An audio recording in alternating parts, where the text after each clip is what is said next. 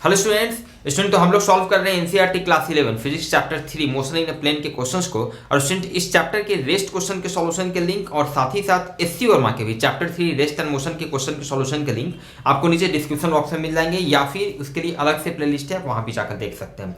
SC Verma वैसे students के लिए इंपॉर्टेंट होता है जो कि जेई या नीट की तैयारी कर रहे हैं। तो चलिए शुरू करते हैं आज की क्लास को, और जो भी स्टूडेंट चैनल पर नए हैं प्लीज चैनल को सब्सक्राइब कर लें। क्वेश्चन नंबर 4.23, ये क्वेश्चन कर रहा है for any arbitrary motion in space Which of the following relations are true? आपको ये 5 रिलेशन दिए गए हैं, 5 फॉर्मूले आप कह सकते हैं, ठीक है। और इसमें से पूछ रहा है कौन कौन से रिलेशन सही है, ट्रू है किसी भी आर्बिट्ररली मोशन के लिए। आर्बिट्ररली मोशन मतलब कोई भी मोशन, कोई जरूरी नहीं कि with constant acceleration with constant speed, ऐसा कोई भी आर्बिट्ररली मोशन के लिए। तो एक एक करके स्टूडेंट हम लोग देखते हैं। ये पहला जो रिलेशन है ध्यान दीजिएगा, ठीक है। ये थोड़ा वेक्टर फॉर्म में तो थोड़ा आपको अजीब लगेगा, जैसे v एवरेज, ये av फॉर एवरेज शॉर्ट में लिख दिया है। एवरेज वेलोसिटी ये लिख रहा है, ये क्या दे रहा है, this is vt1 plus vt2 divided by 2। मतलब एवरेज वेलोसिटी ये क्या कह रहा है, जैसे 2 इंस्टेंट में मान लिया कोई पार्टिकल कभी भी कहीं मान लिया इस ये t1 टाइम है, t equal to t1 time है, यहाँ पर इसका क्या है वेलोसिटी v1 है। t equal to t2 time पे अगर इसका वेलोसिटी v2 है, तो क्या हम इन जनरल किसी भी आर्बिट्ररली मोशन के लिए ऐसा लिख सकते हैं कि भाई एवरेज वेलोसिटी जो होगा इस पीरियड में t1 से t2 टाइम के बीच में एवरेज वेलोसिटी जो होगा वो सिंपल मीन होगा, एवरेज होगा, मतलब v1 प्लस v2/2 हो जाएगा।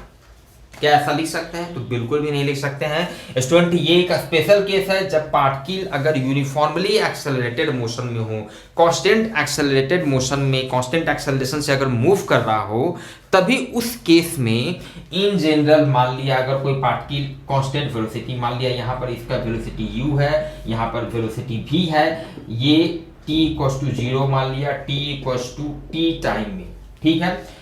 या मान ली चलिए इसी के टर्म में बात करते हैं, t1 टाइम पे इसका स्पीड u है, t2 टाइम पे इसका स्पीड अगर v है, कांस्टेंट एक्सेलरेशन से अगर पार्टिकल मूव किया है इस बीच में कांस्टेंट एक्सेलरेशन से, तो हम लिख सकते हैं कि भाई इस पीरियड में t1 से t2 टाइम के बीच में जो एवरेज वेलोसिटी होगा वो सीधे हो जाएगा initial velocity plus final velocity divided bye 2। उस केस में लिख सकते हैं, लेकिन इन जनरल किसी आर्बिट्ररली मोशन के लिए ऐसा नहीं लिख सकते हैं। क्लियर है? और ये फॉर्मूला आप जान रहे होंगे, अगर नहीं जान रहे हैं बेसिक फॉर्मूला भी अगर आप जान रहे हैं C equal to UT plus half AT square V equal to you plus AT and like this, तो वहां से भी आप बहुत आसानी से इसको ड्राइव कर सकते हैं। क्लियर है? मतलब इन जनरल ये हम नहीं कह सकते हैं, तो ये आपका हो गया फॉल्स हो गया, ये गलत है। चलिए दूसरा वाले को चेक करते हैं। दूसरा क्या है स्टूडेंट? Average velocity. दूसरा ध्यान दीजिएगा ये क्या लिखा है, एवरेज वेलोसिटी ये आपका लिखा है आर t2, मतलब ये पोजीशन वेक्टर है, t2 टाइम पे पोजीशन वेक्टर है, माइनस आर t1 मतलब t1 टाइम पे ये पोजीशन वेक्टर है, divided by t2 minus t1। Average velocity को इस तरह से लिखना है, तो ध्यान दीजिएगा ये पोजीशन वेक्टर है t2 minus position vector of t1 से t2 टाइम के बीच में, तो टाइम इंटरवल क्या हो गया, t2 माइनस t1 हो गया। तो average velocity in general student ये जो फॉर्मूला हम लोग यूज करते हैं, एवरेज वेलोसिटी क्या यूज हम लोग करते हैं, displacement by time. Average velocity हम लोग कैसे निकालते हैं, देख लीजिए किसी भी पार्टिकुलर टाइम इंटरवल में कितना डिस्प्लेसमेंट है और कितना टाइम लगा उससे उसको डिवाइड दीजिए। ये एक बिल्कुल ही जनरल फॉर्मूला है, ये ऐसा कोई कंडीशन इसमें नहीं होता है कि आपका एक्सेलरेशन कांस्टेंट होना चाहिए, स्पीड कांस्टेंट, ऐसा कोई कंडीशन नहीं है। बस आपका डिस्प्लेसमेंट देख लीजिए, नेट डिस्प्लेसमेंट कितना है टाइम से डिवाइड कीजिए, वो आपका उस पीरियड के लिए एवरेज वेलोसिटी हो गया। तो ये जो आपका दिया हुआ है ध्यान दीजिएगा, ये position vector t2 minus t1। Clear है स्टूडेंट? ये बहुत बार ये फॉर्मूला आप ध्यान दीजिएगा, बहुत से क्वेश्चंस को, इनफैक्ट स्टूडेंट ध्यान नहीं देते हैं, बहुत से क्वेश्चंस को शुरू में मोशन इन स्ट्रेट लाइन में आप बहुत से क्वेश्चंस को जब आप सॉल्व करते हैं तो वहां पे ध्यान दीजिएगा, आप ये फॉर्मूला डायरेक्ट यूज कर लेते हैं। बहुत से स्टूडेंट्स ये गलती करते हैं, फॉर्मूला डायरेक्ट उनको पता है, फॉर्मूला यूज कर लिए, क्वेश्चन को सॉल्व कर लिए। वहां पे आप नोटिस कीजिएगा ये इन जनरल किसी भी आर्बिट्ररली मोशन के लिए ये फॉर्मूला होता है। तो बात करें तो ये जो position vector, final position vector ये क्या है, आर t2, t1 टाइम पे पोजीशन वेक्टर है r1, t2 टाइम के बाद पोजीशन वेक्टर आर t2 हो गया, तो ये हो गया final position vector minus initial position vector है। तो ये final position vector minus initial position vector, और टाइम कितना लगा t2 माइनस t1, तो ये final position vector minus initial position vector, यही तो स्टूडेंट क्या होता है, डिस्प्लेसमेंट होता है, डिस्प्लेसमेंट बाय टाइम जो लगा तो ये किसी भी आर्बिट्ररी मोशन के लिए होता है और ये सही है, तो ये आपका ट्रू हो गया। क्लियर है स्टूडेंट? चलिए बात करते हैं सी की। सी में क्या है, v t equal to v zero plus v t equal to v zero plus a t plus a t. ये किसी आर्बिट्ररी मोशन के लिए है कि नहीं स्टूडेंट? आप समझ रहे हैं ये फॉर्मूला एक्चुअल में कौन सा फॉर्मूला है जिसको फ्रिक्वेंटली आप इस टर्म में याद रखते हैं, v equals to you plus a t. Exactly ये वही फॉर्मूला है। किसी टाइम t पर वेलोसिटी कितना है, v, तो t का भाई फंक्शन है, टाइम का फंक्शन, इसलिए ब्रैकेट में t दे दिया गया थोड़े स्टैंडर्ड फॉर्म में। ठीक है, इनिशियल वेलोसिटी उसका कितना है, मतलब t इक्वल्स टू जीरो पे वेलोसिटी कितना है, उसको नॉर्मली u लिखते हैं, तो इसको v लिख दिया गया, उसका velocity t equals to zero time पे इनिशियली उस फॉर्म में लिख दिया गया। सब एक ही बात है, एक्सेलरेशन टाइम। ठीक है, तो आपको पता है, आप जान रहे हैं भाई ये फॉर्मूला, ये रिलेशन जो है जब पार्टिकल कांस्टेंट एक्सेलरेशन से मूव करता है तभी वैलिड होता है, किसी भी आर्बिट्ररी मोशन के लिए नहीं होता है। तो ये भी गलत है, मतलब हम ये नहीं कह सकते कि किसी भी आर्बिट्ररी मोशन के लिए ये रिलेशन है। क्लियर है? चलिए डी में क्या है, आर टी, ध्यान दीजिएगा, आर टी, ये क्या है, आर टी पोजीशन, पार्टिकल का पोजीशन वेक्टर है टाइम टी पर। ठीक है, इक्वल्स टू आर जीरो, ये क्या हो गया, ये पार्टिकल का पोजीशन वेक्टर आर हो गया टी इक्वल्स टू जीरो पे। क्लियर है? Plus v zero t plus v zero t, आप समझ रहे हैं पार्टिकल का velocity t equals to zero पे, टी हो गया प्लस हाफ ए पार्टिकल का एक्सेलरेशन टी स्क्वायर। बिल्कुल आप समझ रहे हैं, ये एग्जैक्टली वही फॉर्मूला है इनफैक्ट जो आप याद रखते हैं। क्या याद रखते हैं, s equals to u t plus half a t square. ध्यान दीजिएगा स्टूडेंट, यहाँ पर एस जो होता है ये डिस्प्लेसमेंट होता है, डिस्टेंस नहीं होता है, concept should be clear. S क्या होता है, डिस्प्लेसमेंट होता है। डिस्प्लेसमेंट क्या होता है, final position vector minus initial position vector. Clear है? तो यहाँ पे ये क्या है, इसको आप इधर ले आइए तो ये हो गया r t minus r zero. In fact जहां तक मुझे याद आ रहा है ये इस तरह का कंसेप्ट अभी इसी चैप्टर में कहीं यूज हुआ है, या शायद हो सकता है मोशन इन स्ट्रेट लाइन में यूज हुआ हो। ठीक है, we zero plus half a t square. बस यहाँ पे नया इसलिए हो जाता है क्योंकि नॉर्मली इस फॉर्म में याद रखते हैं, नॉर्मली इस फॉर्म में कम स्टूडेंट का ध्यान जाता है कि भाई फाइनल पोजीशन वेक्टर को हम लिख सकते हैं equals to initial position vector plus u t plus half a t square. Clear है? तो ये हो गया, आर जीरो को इधर ले आया तो ये क्या हो गया, change in position vector, final position vector minus initial position vector. तो यही तो आपका डिस्प्लेसमेंट हो गया, एस हो गया। वी जीरो को आप लिख सकते हैं इनिशियल वेलोसिटी भाई यू, इसके साथ टी एक्चुअल में लगा हुआ है जो कि छूट गया, टी लगा हुआ है। ठीक है, you t plus half a t square, ये बिल्कुल आपका वही रिलेशन है। और ये रिलेशन कब वैलिड होता है, कब हम अप्लाई कर सकते हैं, जब पार्टिकल कांस्टेंट एक्सेलरेशन से मूव कर रहा हूं। क्लियर है स्टूडेंट? तो आपका ये भी इन जनरल ये फॉल्स हो गया, हम नहीं कह सकते कि भाई ये रिलेशन जो आर्बिट्ररी किसी भी मोशन के लिए ये एप्लीकेबल है, नहीं कर सकते, इसलिए फॉल्स हो गया। डी के बाद ई भी एक और आपका आ रहा है, इसमें क्या कर रहा है, एवरेज एक्सेलरेशन है, ये एवरेज एक्सेलरेशन, ये एवरेज एक्सेलरेशन इक्वल टू क्या है, vt2 minus vt1 divided by t2 minus t1। t2 minus t1 average velocity student हम लोग कैसे कैलकुलेट करते हैं, जैसे एवरेज ये एवरेज एक्सेलरेशन, जैसे एवरेज वेलोसिटी आप कैलकुलेट करते हैं डिस्प्लेसमेंट बाय टाइम, उसी तरह एवरेज एक्सेलरेशन कैलकुलेट हम करते हैं किसी भी आर्बिट्ररी मोशन के लिए किसी टाइम इंटरवल t1 से t2 के बीच में। कोई भी पार्टिकल अगर t1 से t2 के बीच में कैसे भी मूव किया हो, ये टाइम t1 है, t इक्वल्स टू t1 और ये टाइम है t इक्वल्स टू t2, तो इस पीरियड में कंटिन्यू अगर उसका एक्सेलरेशन मान लिया अलग अलग एक्सेलरेशन से वो चला है, तो एवरेज एक्सेलरेशन अगर हमसे पूछ दिया जाए कि भाई t1 से t2 के बीच में एवरेज एक्सेलरेशन कितना होगा, तो सिंपल ये एक जनरल रिलेशन है। आप क्या कीजिए, t1 टाइम पे देख लीजिए उसका कितना वेलोसिटी है, t2 टाइम पर देख लीजिए ये ऐसे मान लिया जा रहा है तो कुछ इस तरह का मान लिया वेलोसिटी यहाँ पे v2, t2 टाइम पे देख लीजिए कितना वेलोसिटी है, तो change in velocity v2 minus v1 और जितना टाइम लगा तो t2 माइनस t1, यही आपका एवरेज एक्सेलरेशन हो जाता है। तो वही चीज है, t1 से t2 के बीच में time interval t2 minus t1, final velocity minus initial velocity मतलब change in velocity divided by time, ये एवरेज एक्सेलरेशन हुआ। और ये रिलेशन बिल्कुल भी जनरल होता है किसी भी तरह के मोशन के लिए। आप ये रिलेशन जस्ट लाइक इस रिलेशन की तरह average velocity equals to displacement by time आप यूज कर सकते हैं, इसीलिए स्टूडेंट ये आपका ट्रू हो गया। क्लियर है स्टूडेंट? चलिए इसमें देखते हैं हम लोग क्वेश्चन नंबर 4.24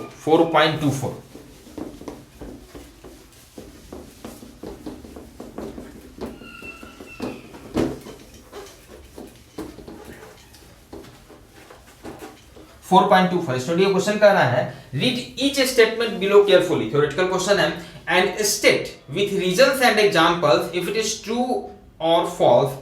ठीक है, आपको ये 4 स्टेटमेंट दिए गए हैं, 5 स्टेटमेंट है और इनमें से हर स्टेटमेंट को चेक करना है कौन से सही है या गलत है। सही है तो एग्जांपल के साथ विथ रीजन बताना है, गलत है तो भी।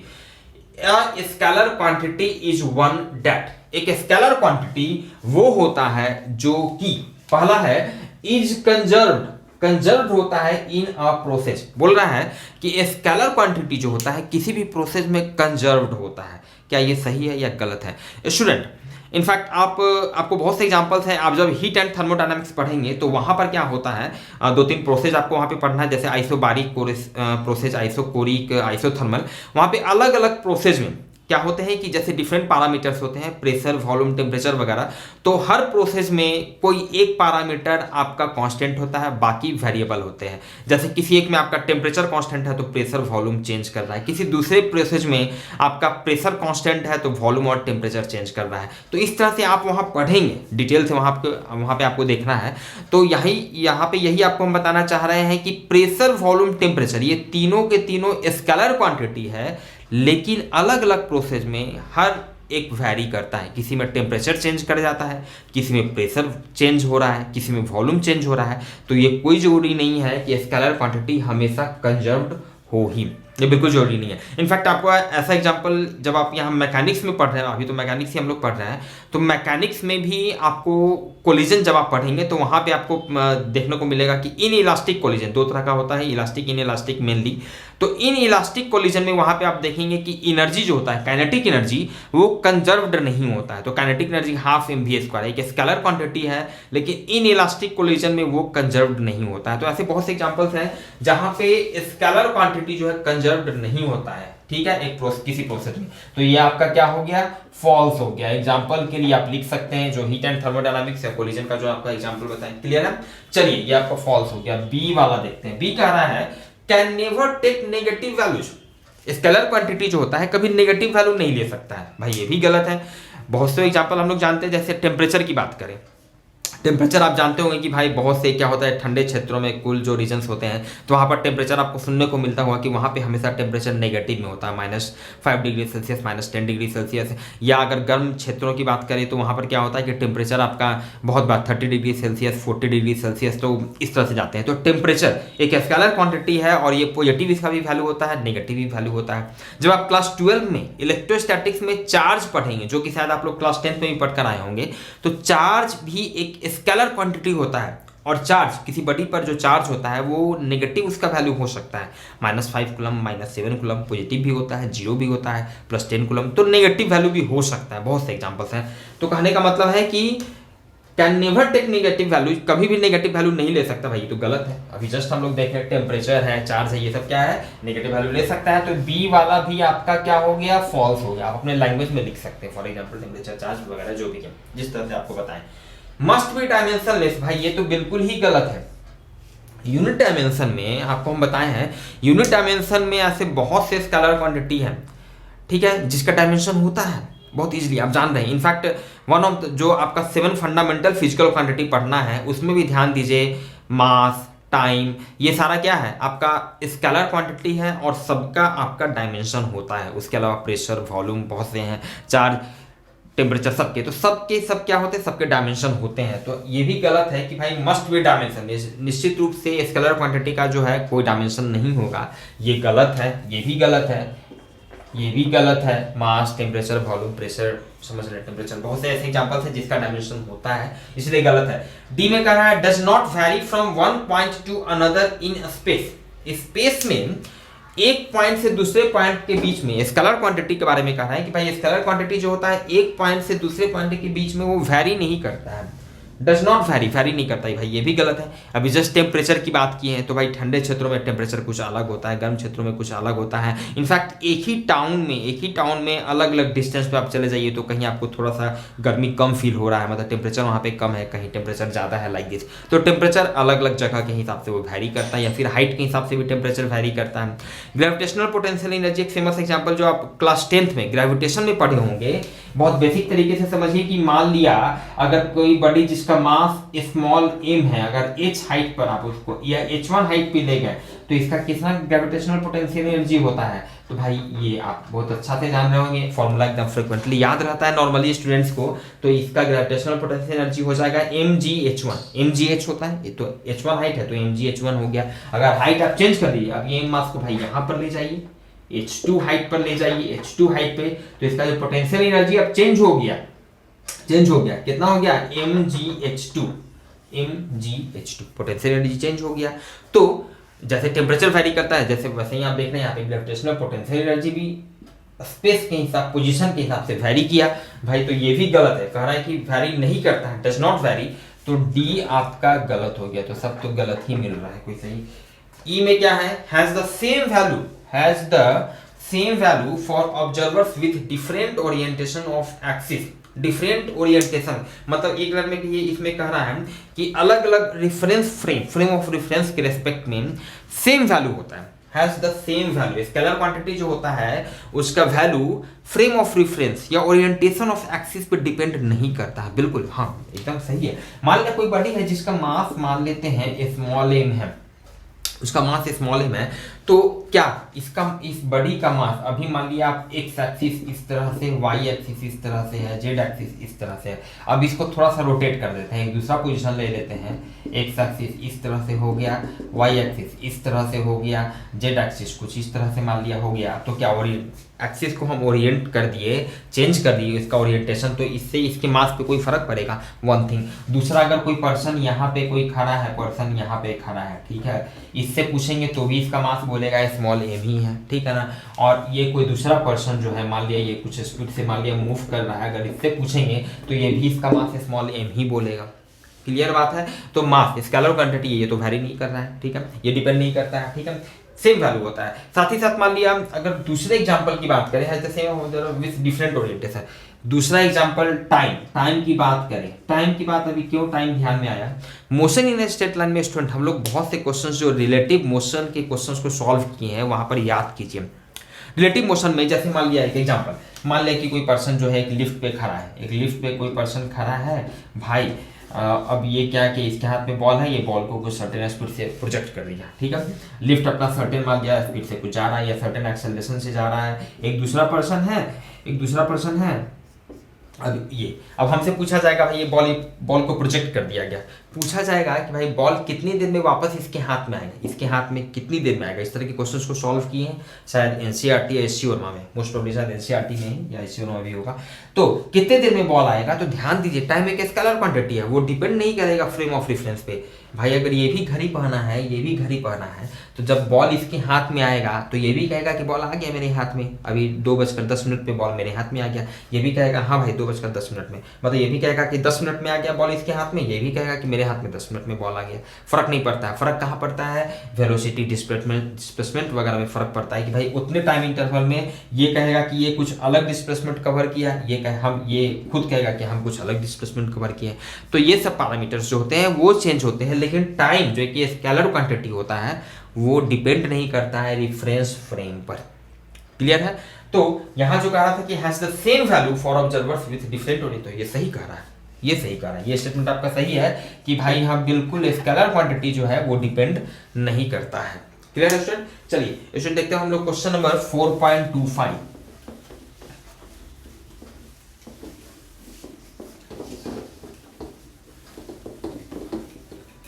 क्वेश्चन नंबर 4.25, ये क्वेश्चन स्टूडेंट कह रहा है an aircraft is flying at a height of 3400 metre above the ground, हो गया। चलिए ठीक है, मान लिया एक एयरक्राफ्ट ये आपका हो गया, ये मान लिया सपोज कीजिए ये ग्राउंड हो गया, ठीक है, और एक एयरक्राफ्ट जो है, एक एयरक्राफ्ट इस तरह से, एक एयरक्राफ्ट जो है ये इस तरह से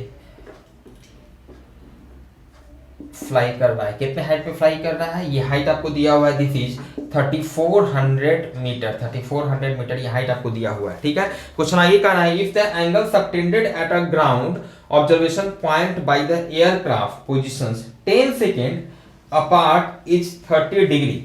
चलिए position 10 second apart, what is the speed of the aircraft.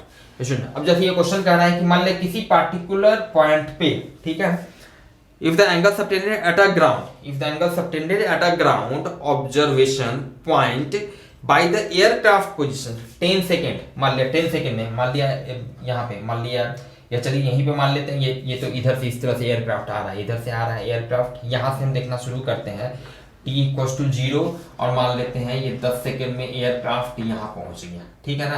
तो ये आपका हो गया t इक्वल्स टू 10 सेकेंड में यहाँ पहुंच गया, और किसी पार्टिकुलर पॉइंट पे ये एयरक्राफ्ट जो है कितना एंगल बना दिया, तो ये जो एंगल बना दिया भाई, ये एंगल बना दिया 30 डिग्री एंगल बना दिया, 30 डिग्री एंगल बना दिया, मतलब कि ये टोटल एंगल बना दिया 30 डिग्री, 30 बना दिया, क्लियर है ना। चलिए ठीक है, तो क्वेश्चन हमसे पूछ रहा है what is the speed of the aircraft, तो इस एयरक्राफ्ट का स्पीड कितना है, कितना स्पीड से ये मूव कर रहा है, अगर ये 10 सेकेंड में किसी पर्टिकुलर पॉइंट पे ग्राउंड पे 30 डिग्री एंगल बना दिया है तो, ठीक है। स्टूडेंट ध्यान दीजिएगा कैसे सोचेंगे, सिंपल, ये हाइट दिया हुआ है, स्पीड के लिए भाई हमको टाइम चाहिए, तो बहुत आसानी से आप समझ सकते हैं कि अगर यहाँ से एक आप परपेंडिकुलर ड्रॉ कीजिए, ठीक है, ऑब्वियसली स्पीड निकालना है तो s equals to vt, constant speed से मूव कर रहा है, तो स्पीड के लिए हमको क्या करना होगा, डिस्टेंस बाय टाइम दिया हुआ है 10 सेकेंड, हम यहाँ से यहाँ तक का डिस्टेंस निकाल लें, ठीक है, उस डिस्टेंस को हम टाइम से डिवाइड कर देंगे, डिस्टेंस भी आप निकाल सकते हैं, जब ये 3400 दिया हुआ है तो इस ट्राइंगल में समझ सकते हैं, क्योंकि कांस्टेंट स्पीड से मूव कर रहा है तो निश्चित रूप से ये एग्जैक्टली यहाँ से ये बीच वाला ये होगा, इसका t इक्वल्स टू 5 सेकेंड में ये 15 डिग्री एंगल इधर कवर किया होगा, और इसके इस साइड बिल्कुल सेम सिचुएशन है, सिमेट्रिक सिचुएशन है, इस साइड 15 डिग्री एंगल कवर किया होगा, क्लियर है ना। चलिए ठीक है, तो यहां से अब इस राइट एंगल ट्राइंगल में, एक बार इस राइट एंगल ट्राइंगल में यहाँ पे tan 15 degree equal to perpendicular by base, तो परपेंडिकुलर ये डिस्टेंस मान लेते हैं, ये डिस्टेंस s है, तो f बाई बेस ये कितना है स्टूडेंट, ये बेस आपका दिया हुआ है, दिस इज 3400, तो यहाँ से इस तरह से ये s निकल जाएगा, उसी तरह इस राइट एंगल ट्राइंगल में ये s भी निकाल लेंगे, टोटल डिस्टेंस हो जाएगा s plus s 2s, in fact उतना करने की जरूरत नहीं है, ठीक है, क्योंकि अब हमको यहाँ से यहाँ का भी टाइम ड्यूरेशन कितना एग्जैक्टली सिमेट्री के हिसाब से 5 हो गया, ठीक है, तो यही डिस्टेंस में हम 5 से डिवाइड कर देंगे, मेरा इसका स्पीड निकल जाएगा। तो चलिए यहाँ से स्टूडेंट अब आप समझ सकते हैं tan 15 डिग्री का वैल्यू ये कितना होता है स्टूडेंट, 0.268, अगर याद है तो बहुत अच्छी बात है, नहीं याद है तो याद कर लीजिए, समझ के याद रखते हैं तो और भी अच्छी बात है। tan 15 डिग्री जो लोग 10th में पढ़े होंगे एडवांस वगैरह तो वहां पे जान रहे होंगे, इसका आप वैल्यू बहुत आसानी से निकाल सकते हैं। इसको आप कैसे कर सकते हैं, tan 60 डिग्री माइनस 45 डिग्री, अब tan a माइनस b का फॉर्मूला लगा दीजिए, tan a minus tan b divided by 1 plus tan a into tan b, clear है। अब यहाँ पे tan 60 डिग्री का value √3, tan 45 minus 1 plus √3 into 1, सारा का वैल्यू पुट कीजिएगा, ये आपको इतना वैल्यू आ जाएगा, क्लियर है। लेकिन बेहतर होता है अपने स्पीड को बढ़ाने के लिए कि आप कुछ ये बेसिक स्टैंडर्ड वैल्यू वगैरह का इसको वैल्यू को याद रखें, 0.268 और यहाँ से डिस्टेंस 3400, इसीलिए डिस्टेंस कितना हो गया 0.268 इंटू 3400, इसीलिए टाइम कितना लगेगा भाई, तो ये इतना डिस्टेंस ये ट्रैवल किया है 5 सेकंड में, तो इस डिस्टेंस में 0.268 डिवाइडेड बाई 3400 में 5 से डिवाइड कर दीजिए, ये हो जाएगा 0.268 इंटू 680, 0.268 इंटू 680। चलिए इसको यहां से हम लोग देख लेते हैं थोड़ा सा,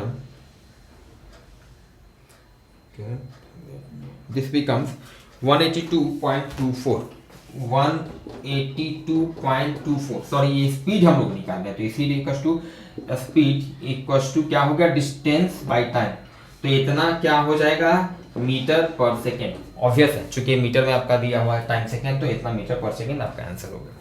क्लियर स्टूडेंट? मिलते हैं फिर हम लोग नेक्स्ट क्लास में रेस्ट क्वेश्चंस के सॉल्यूशन के साथ।